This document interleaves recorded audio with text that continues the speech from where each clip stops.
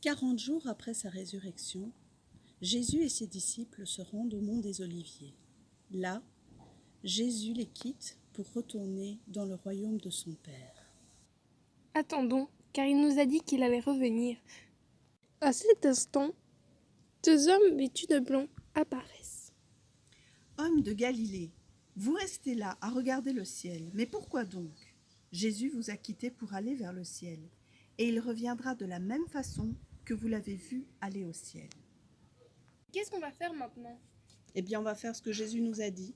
On retourne à Jérusalem et on reste ensemble en attendant la force qu'il nous a promis, le Saint-Esprit. Le jour de la Pentecôte est arrivé. Les croyants étaient tous réunis en un seul lieu, quand tout à coup, un bruit de vent violent remplit toute la maison.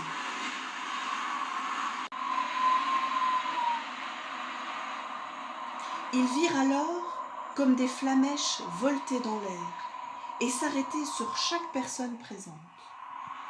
C'était le Saint-Esprit, le consolateur que Jésus avait promis.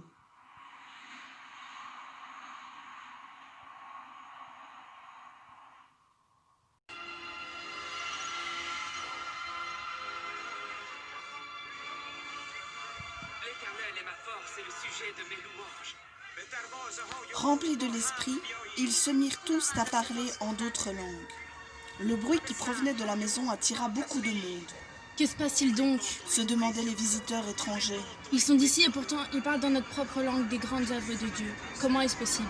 Ils sont ivres, ajoutaient d'autres en ricanant. Nous n'avons pas bu. Répliqua Pierre s'adressant à la foule. Il n'est que 9 heures du matin. Ainsi, le disciple qui avait renié Jésus peu avant sa mort se leva pour raconter et expliquer à tous ceux qui voulaient l'entendre les récents événements passés.